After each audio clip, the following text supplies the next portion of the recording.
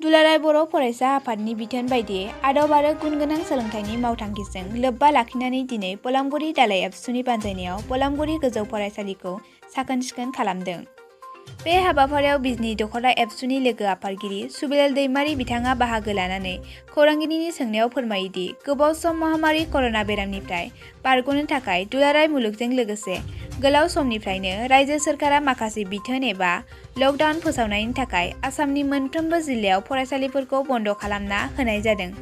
जाहोनाव फरायसालिफोरनि सोरगिदिं थासारिया हाग्रा बुंफबनाय हालोदाव गोग्लैना थानायखौ नुनो मोन्दों आरो सेनिटाइज खालामदों। लोगोसे बे हाबाफारिखौ गुबुन गुबुन जिल्ला दख'रा दालाइ एबसुनि बेन्दोङाव लानाय जादों होननानै फोरमायदों।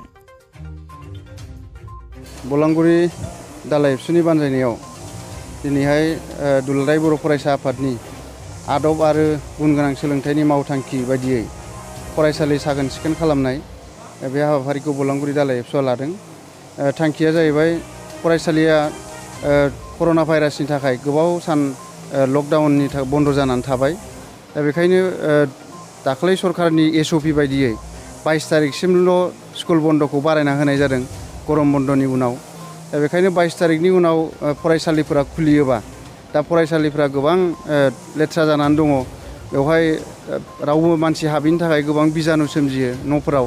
दा बेखायनो जोंनि फरायसाफोरा फरायसालियाव फैनानै जाहाथे जोङो मोजां आबहावायाव सोलोंथाइ लाफैनो हायो, बेनि थाखायनो फरायसालिनि थाखो खथाफोरखौ सेनिटाइजार खालामनाय आरो फरायसालिनि सोरगिदिं हाग्रा बंग्राफोरखौ एवनानै होनाय, साखोन सिखोन खालामना होनाय बे हाबाफारिखौ दुलाराय बर' फरायसा आफादा मोनफ्रोमबो जिल्ला दख'रा आरो इउनिट एबसुफोराव लादों।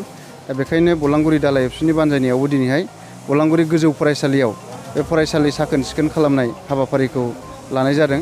जाहाथे जोंनि फरायसाफ्रा फैगौ 22 तारिखनि उनाव फरायसालि खुलियोबा मोजां मोनसे थासारियाव मोजां थाखो खथायाव क्लास खालामफैनो हायो गोग्गो देहायै, जाहाथे जोङो कर'ना भाइरासनि जों भुगिनो गोनां जाया कर'ना भाइरासजों। बेनि थाखायनो जों बे हाबाफारिखौ लानाय जादों। बेजों लोगोसे बड'लेण्ड बुब्लिनि गेजेरजों फरायसाफोरखौ माबाफोर खावलायनो सानगोन नामा? फरायसाफोरखौ जोङो दुलाराय बर' फरायसा आफादनिफ्राय बेखौनो खावलायबोबाय थादों। दा मिरु दुलाराय बर' फरायसा आफादा अनलाइन क्लासबो फोरोंगासिनो दङ बड'लेण्ड रादाबनि गेजेरजों। दा बेखायनो जोङो क्लास जायाबाबो हयथ' जोङो बन्द'आ जुन दानसेया हयथ' जाबावनो हागौ। बेयो कर'ना भाइरासनि जि बारायनाय बियो एसेबो खमायाखै आसामावबो। दा बेखायनो बारायबावोब्लाबो क्लास गैयाबाबो जोङो न'आवनो फरायनांगोन फरायसाफ्रा, जाहाथे न'आवनो थानानै जिखिनि फराफारिफोर दङ बेखौ फरायगोन, जाहाथे ओरैनो आलादिङायै थाया, आलासि जादिंबायनानै थाया। जाहाथे बयबो न'आवनो फरायगोन आरो क्लास खुलिनाय लोगो लोगो गावनि गोग्गो सोलोंथाइखौ लानो हागोन। बेखायनो गासैबो फरायसाफोरखौ फरायनाय हाबाफारिखौ लांबाय थानो थाखाय जोङो दुलाराय बर' फरायसा आफादनिफ्राय खावलायनाय जाबाय। दिनै जोंनि बलामगुरि गोजौ फरायसालियाव दुलाराय बर' फरायसा आफादनिफ्राय सोद्रोमाफोरा बेयाव नुजाफैनो हादों आरो बिथांमोना जोंनि बलामगुरि इउनिट आबसुनि गेजेरजों जोंनि बलामगुरि हाइ स्कुलाव मोनसे फोसाबनाय हाबाफारि लादों।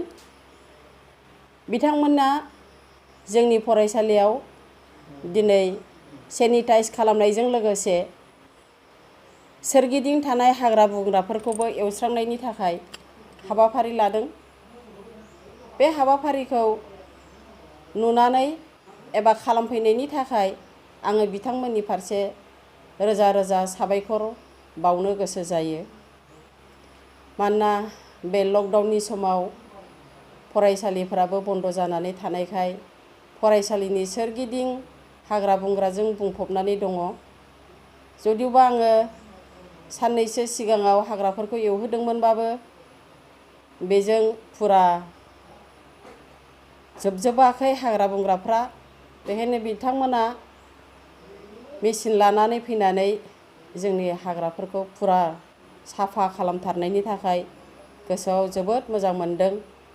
फरायसाफ्रा जाहाथे स्कुल खुलिनाय लोगो लोगो बेबायदि सिखोन साखोन थासारियाव जोंनि फरायसालियाव फैनानै मोजाङै सोलोंथाइफोरखौ लानो हायो, बिनि थाखाय बिथांमोना जोंनि फरायसालियाव बे खामानिफोरखौ मावनानै होफैबाय।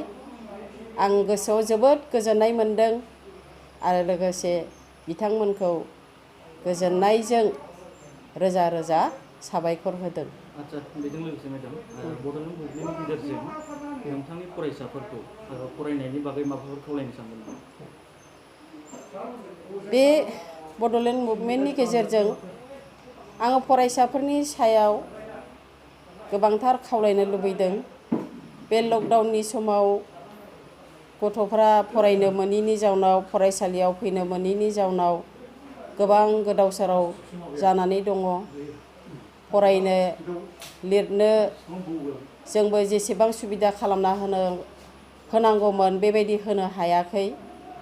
मानोना जोंनि गामि ओनसोलफोराव अनलाइननि गेजेरजों क्लास लानायाबो जाफुंसार जानो हाया। नेटवर्कनि प्रब्लेम दङ। गोबां फरायसाफोरहानो आरोबाव स्मार्ट मबाइल फन गैया आरो लोगोसे गोबां गोथौ गोथौ ओनसोलाव थानाय गामिफोराव नेटवर्क नाङा। बेनिखायनो जायफोरा मबाइल दङ बिसोरबो बे अनलाइन क्लासनि गेजेरजों मोजाङै क्लास लानो हायाखै।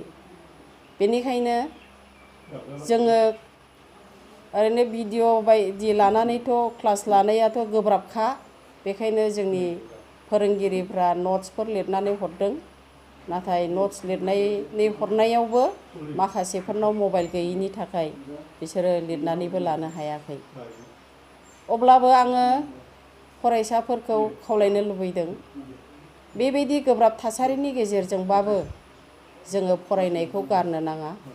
गाव गावबो जाय जोङो बिजाबफोरखौथ' सिगाङावनो राननानै हरखांखाबायमोन। गाव गावबो बिजाब फरायनानै जाहाथे सोलोंनो नाजायो, हास्थायो। बेनि थाखाय आं फरायसाफोरखौ खावलायो जाहाथे बिसोरो लामा सामा ओरैनो थालाबाया एबा आलासि जानानै जाहाथे समखौ बारग'होआ आरो बिसोरो न'आवनो थानानै जाहाथे फरायबाय थायो।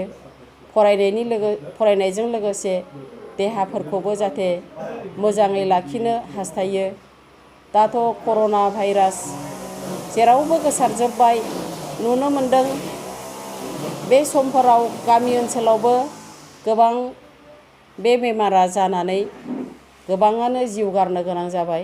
बेखायनो जाहाथे जोंनि फरायसुला फरायसुलिफ्रा जाहाथे साबधानै थायो, जाहाथे बाहेरायाव ओंखारलाङोब्ला मास्क गानो, लोगोसे आखाइफोरखौ जाहाथे साबोनफोरजों सुबाय थायो आरो सेनिटाइज लागायो।